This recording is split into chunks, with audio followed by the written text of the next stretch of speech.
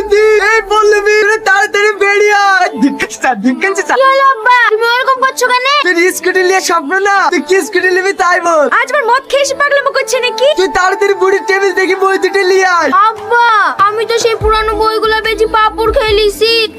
হায় হায়, আমার ওই লুকি সব শেষ হয়ে গেছে। মুচির পেটে কোনোদিন লুচি সহ্য হয়? সব শেষ হয়ে গেছে। আমার বাঁচবো না। এইবার বুঝতে পেরেছি। আমি তাড়াতাড়ি যাই, ওই বই যদি আমি না পাই তাহলে সত্যি সত্যি মরে যাবো।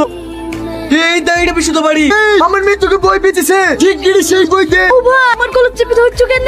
আমি বই কোথায় পাবো? এই তোর নাম কি? তুই বিশু না? আমি কেন বেশি হবো? আমার নাম মমিন। আমার ভুল হয়ে গেছে, তুমি আমাকে ক্ষমা করে দিও।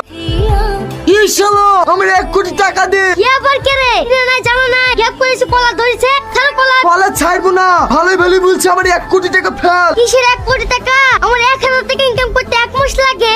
ভাই ওর মাথা ঠিক নাই। ওর বাড়ি থেকে যে বইগুলা কিনে এসছো, ওই বইয়ের ভিতরে একটা লটারির টিকিট আছে। ওই টিকিটে 1 কোটি টাকা পেয়েছে। ওই বইগুলো তো সব কলকাতায় চালান চলে গেছে।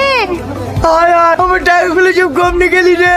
এই তুই কাঁদিস নি, টিকিটও কলকাতায় গেছে, টাকা কলকাতা থেকে তুলতে হবে। চল কলকাতায়। তুই পুরানো বইয়ের ফ্যাক্টরি চিনিস? না আমি তো চিনিনি। অবিশু ভাই তোমাকে সহ্য যাইতে হবে। না আমি যাবো না, আমি তেমন দিন হেঁটে হেঁটে মাল কিনেছি, আমি আর হাঁটতে পারছি না। তোমাকে হাঁটতে হবে না ভাই, আমি তোমাকে কোলে করে কলকাতায় নিয়ে যাবো। এই রোড ধর তো।